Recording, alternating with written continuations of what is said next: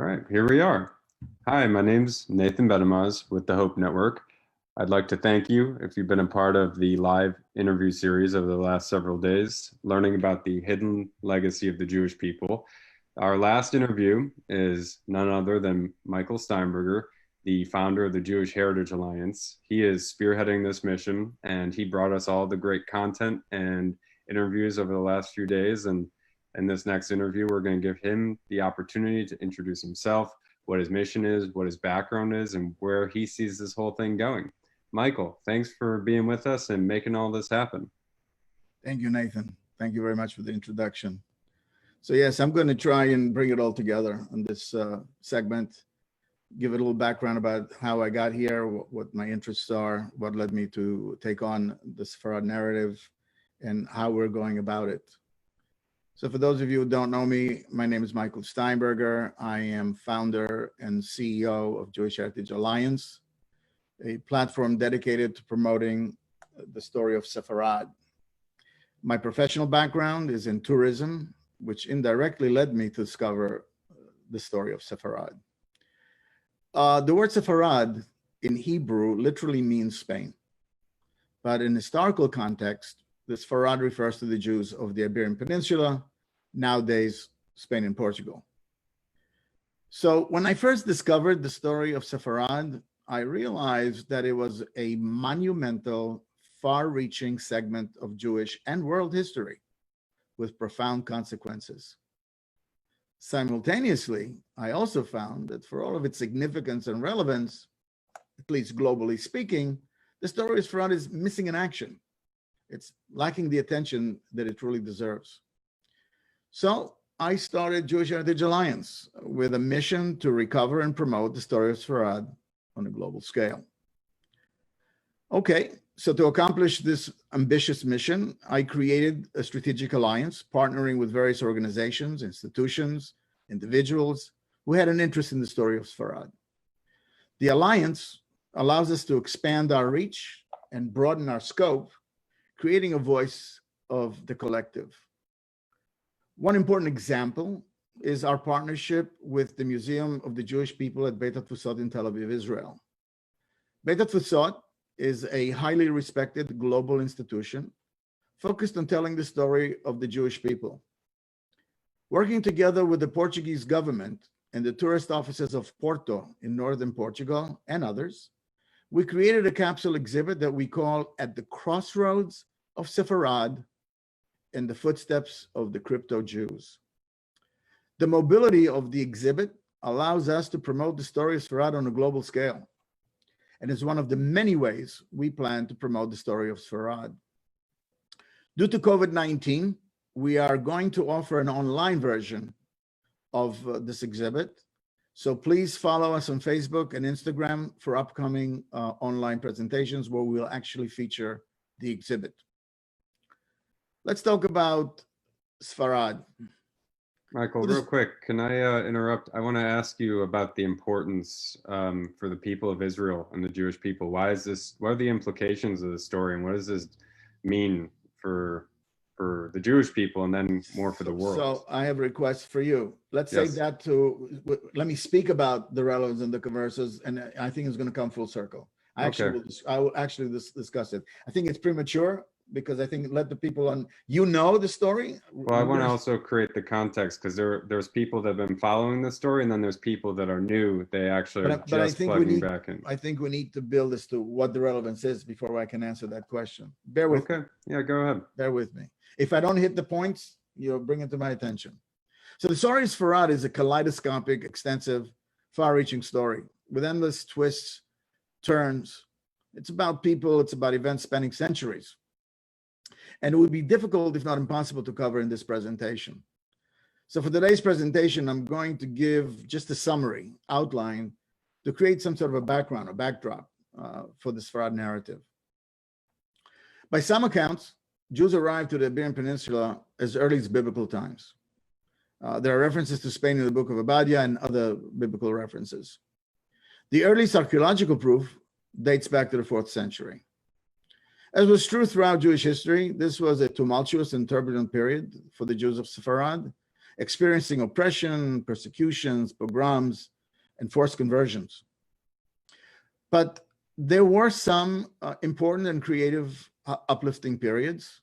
As an example, in the year 711, the Moors, which were Muslims from North Africa, attacked and conquered southern Spain, the region we now call Andalusia. The Muslims, being Semites, were more accepting of the Jews and allowing them to practice their religion openly. In fact, more interesting is that the Muslims actually collaborated with the Jews, often placing them in important and high-ranking positions. This harmony created the period we call the Golden Age, a period of enlightenment, prosperity, a time when the Iberian Peninsula became a thriving center, cultivating Jewish philosophers, poets, scientists, and famous Talmudic commentators such as the Maimonides. But this Golden Age ends when the Christian kingdoms reconquer southern Spain, leading to the end of the Moorish era, and brings back a ruthless period of oppression, persecutions, and mass massacres of the Jews. During these massacres, thousands of Jews were killed, thousands fled, and thousands were forcibly converted. Jewish life in Spain ends abruptly in 1492, when the Jews are told to leave or convert. Neither option was really good. Those able to leave made their way across the border to Portugal, where unfortunately 5 years later, they too were forced to convert. These forced conversions create the crypto-Jewish phenomenon. So let's stop for a moment and review use of the word crypto-Jews, conversos, also new Christians. Crypto-Jews and conversos are used intermittently. To be sure, they are both describing Jews that were converted to Christianity. Crypto-Jews refer to those who converted, but try to hold on to the Jewish traditions in secret.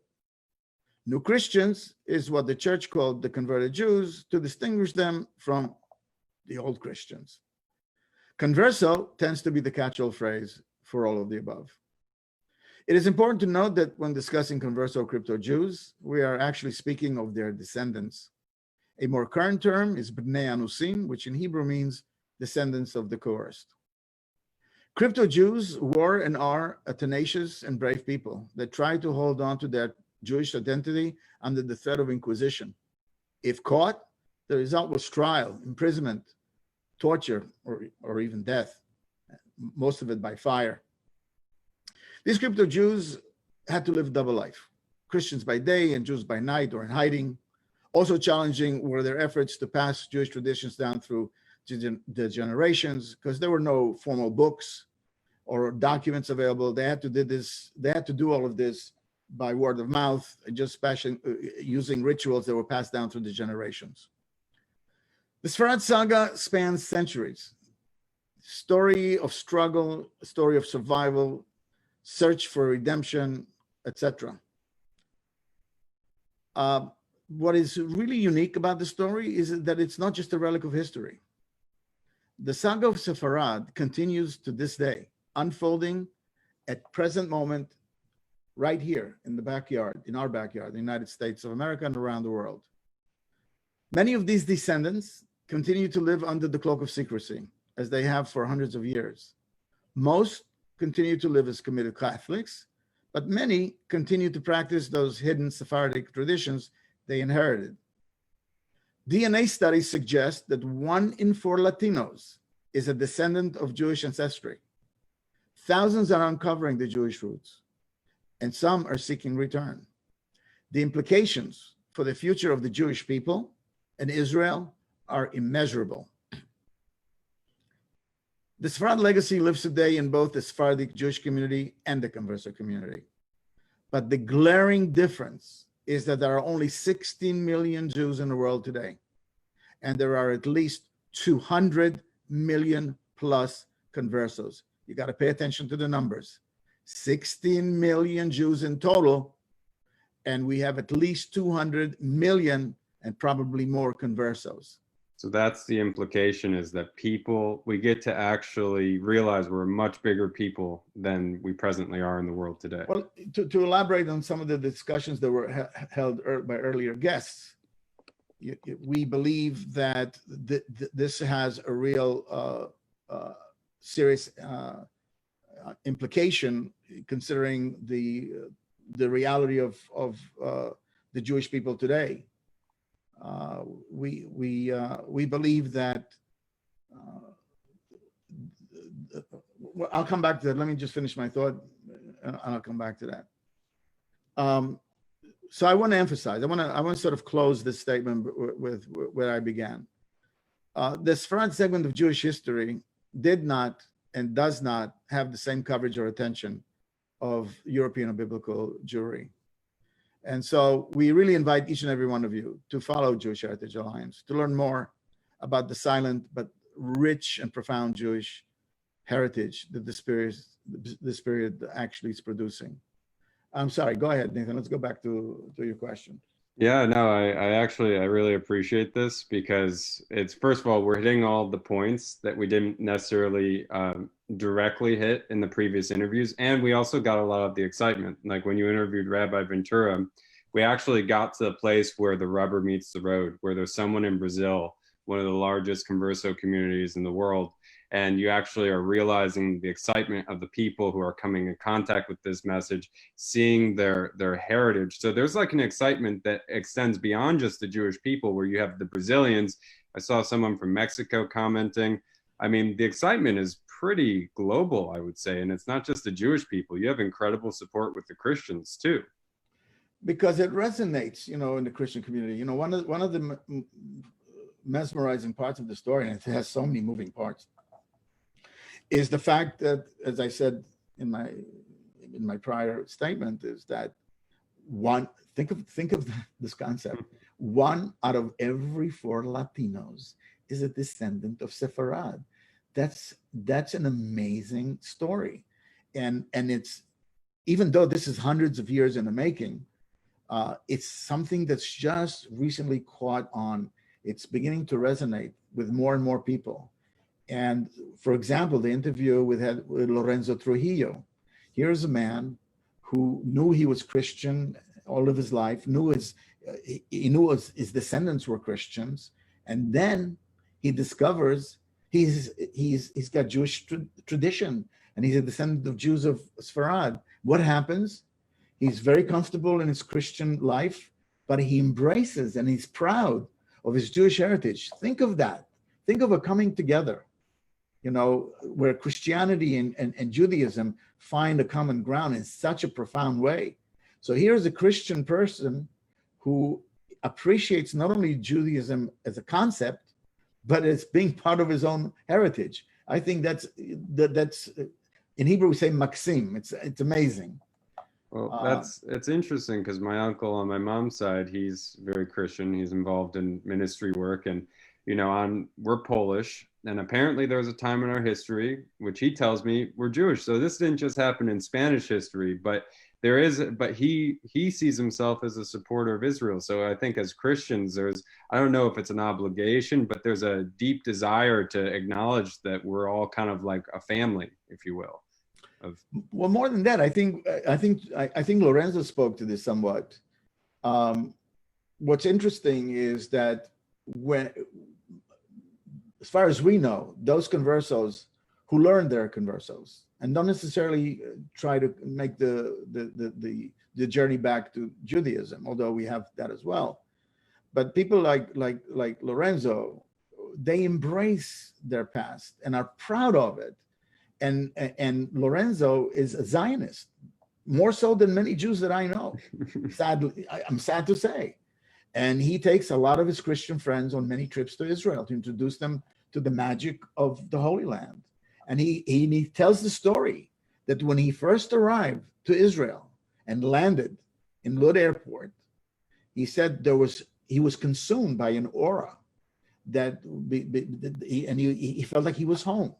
And these are amazing stories. Do you think, I know I'm speculating here, but do you think one of the implications could be a deepening partnership and bond between the nation of Israel and some of these Latino nations? Well, absolutely. I think there's no question about that. You know, look at Brazil. You know, the new government in Brazil became very friendly towards Israel. Your question is very appropriate. There's definitely a coming together. So there's this economic and political partnership that can occur here. There's also what's so interesting. We talk about the ancestry. This isn't just a little bit of ancestry. A lot of these families, they kind of married cousins and second cousins. So a lot of these people have significant Jewish heritage. It's not even just a little bit. That's an important point you bring. So the crypto Jews that I talked about, those are the Jews. I distinguish them from the other conversos by saying those are the ones who attempted to keep their Jewish heritage alive. The crypto Jewish community, including Lorenzo's family, and that's what he found out. He was the first one to break out of this, what you've just described. So the crypto Jews, in order to maintain their Jewish tradition, they married each other, meaning they married cousins, second cousins. And so, yes, Ginny Milgram, when she did her research, she went back some 22 generations to 1405, and she was able to identify that some 500 plus years later, she has a direct Jewish lineage to 1405 because they married amongst, themselves in the family. Okay. By the way, the other thing that Rabbi Ventura brought up that's worth mentioning that I wanted to touch upon, he said a couple of things along this line of thinking that I'm about to speak to. So, we're losing a lot of Jewish people to assimilation. It's a huge problem for the Jewish people, especially in diaspora. It doesn't really take place so much in Israel. And the rate of assimilation is phenomenal. They're talking about 71% in the United States, probably similar in Brazil. And so Rabbi Ventura, when he first started on this mission, and he goes back 20 years ago, he caught a lot of blowback. There was a lot of resistance. People, looked at him a little strangely and cross-eyed.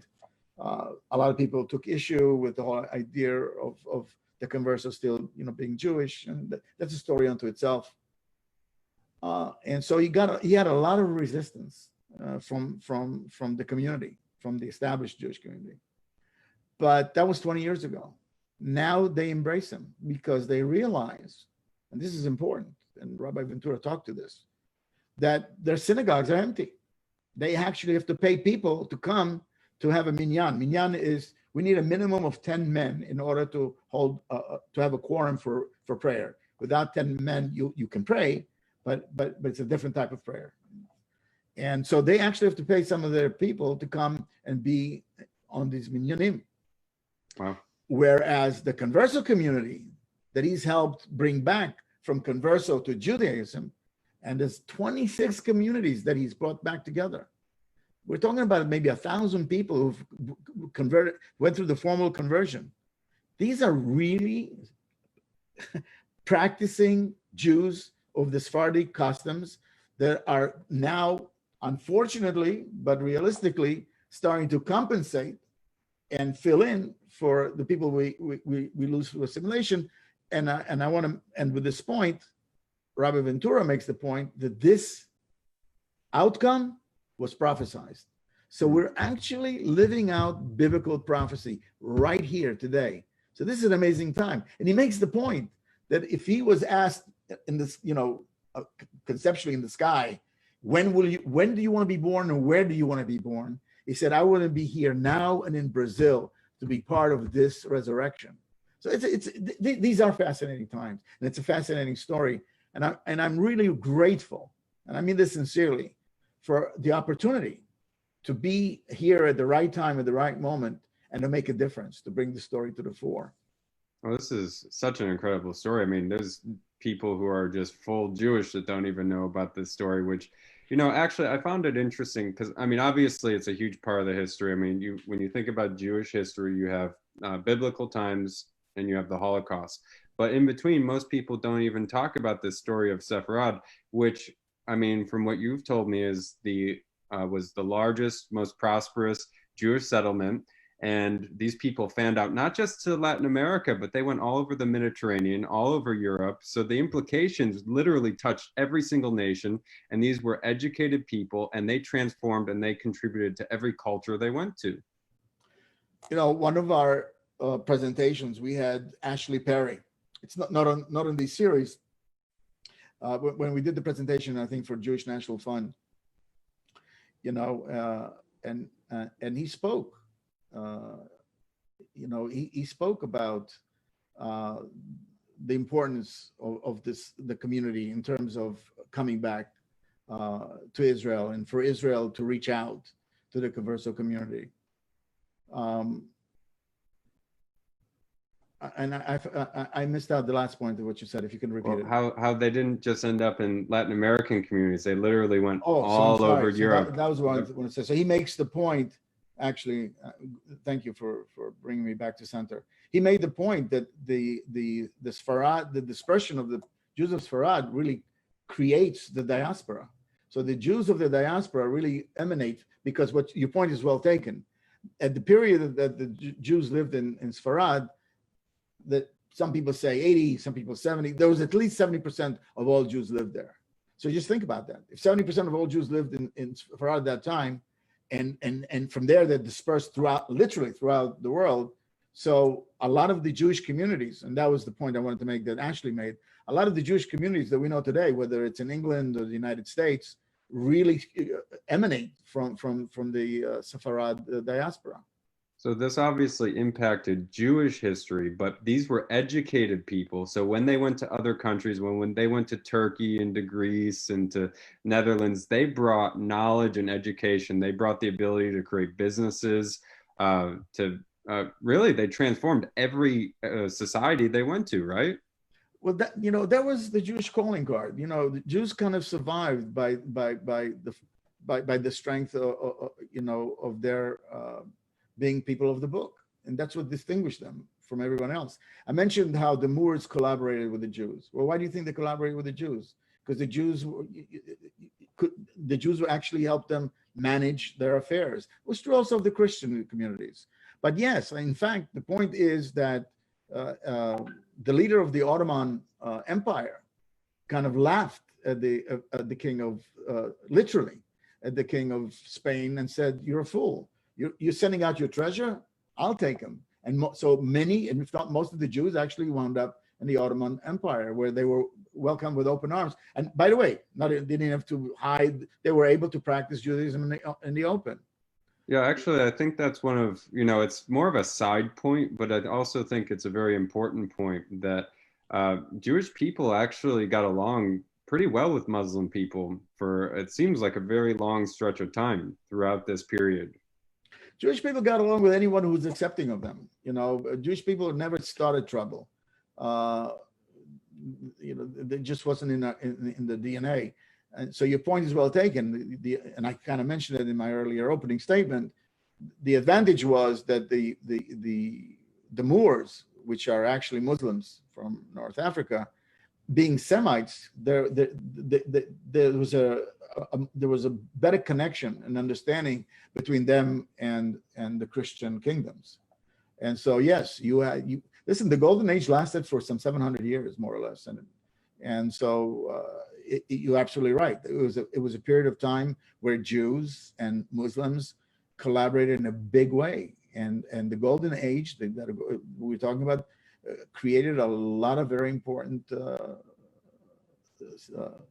advances, and it was due to a collaborative atmosphere. So you're right. That's a good point.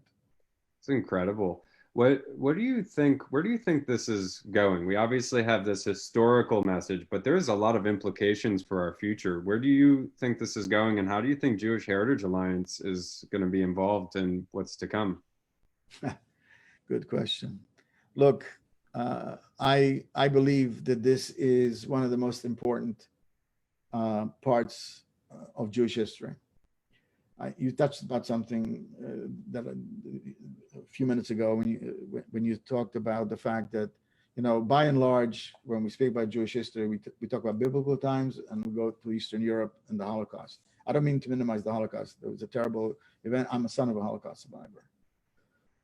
But what happened in Sefarad is a very important segment, a key, I would say, a segment of Jewish and world history that was overlooked. And so when I discovered the story of Sefarad, I discovered it. I fell across it. I was one of the many, like many others, who didn't know much about it. When I came across the story of Sefarad and realized just how profound and extensive and far-reaching it was, and then simultaneously I figured that most people don't know anything about it, I was perplexed. I said, that's impossible. Here's something that's not only relevant historically, it's unfolding today. Where do you have a segment of history that's it's living out its consequences in present day? And that's what's happening here. So I see the implications on a very positive footing. Can I interrupt? Go Because ahead. I actually want to mention, you mentioned the Holocaust. Very sad event. There's a lot of grief there, obviously, that never should have happened, and it did. But I also think the narrative of being Jewish because of that event has been sorrow. And I think the story of Sefarad, as you're representing it, is a story of hope, because with the Holocaust, as you said in your last interview, the fate of these people was final. With Sefarad, these people are still here, and there's hope there.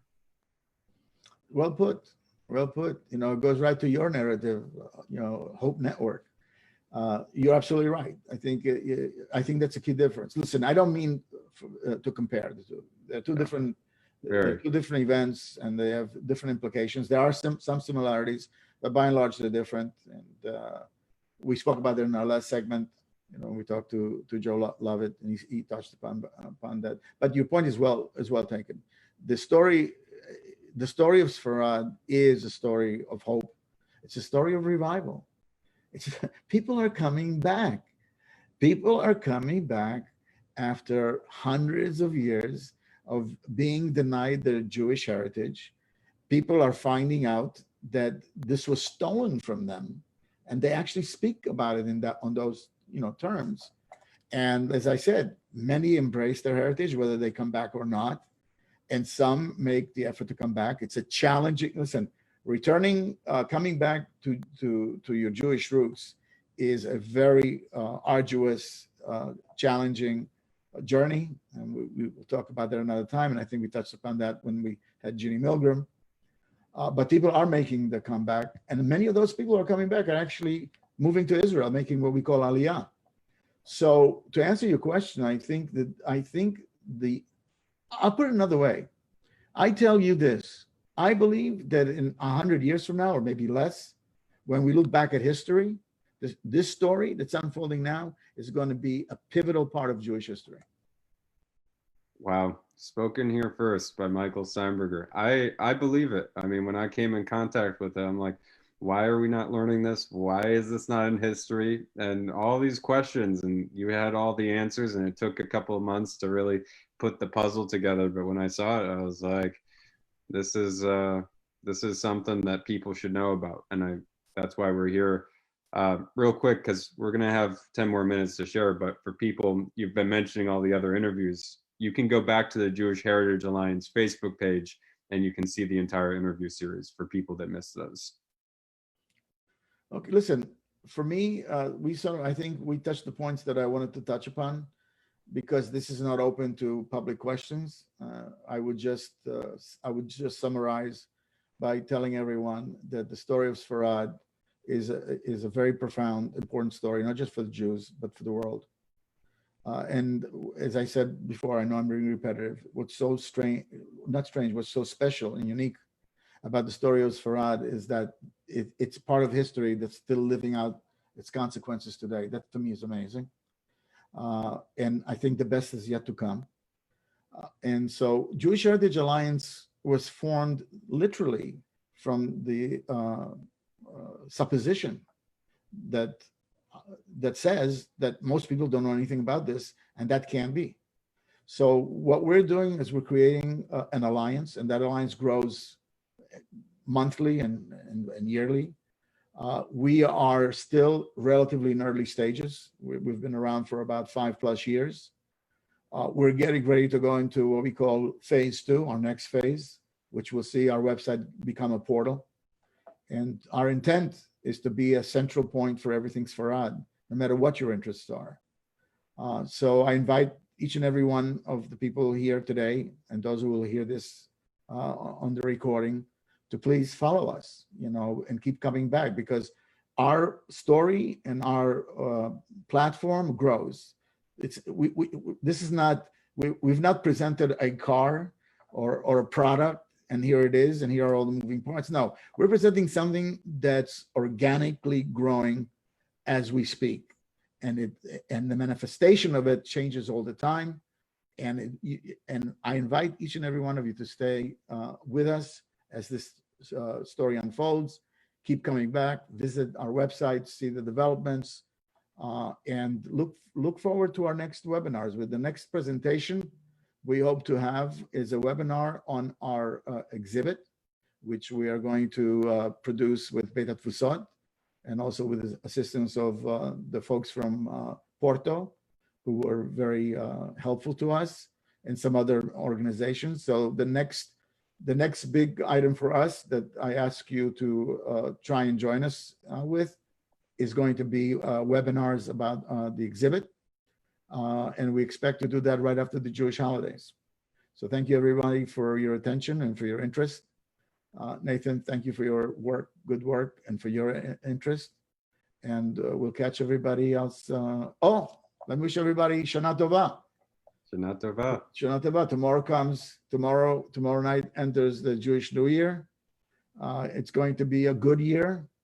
We're going into the new year with new peace in the Middle East, at least the potential for peace. So I'm very excited about the peace agreement that was signed the other day. So I wish everybody a happy, healthy new year, and God willing, this coronavirus will be behind us someday real soon. And we look forward to seeing you online again. Thank you. Thank you, Michael.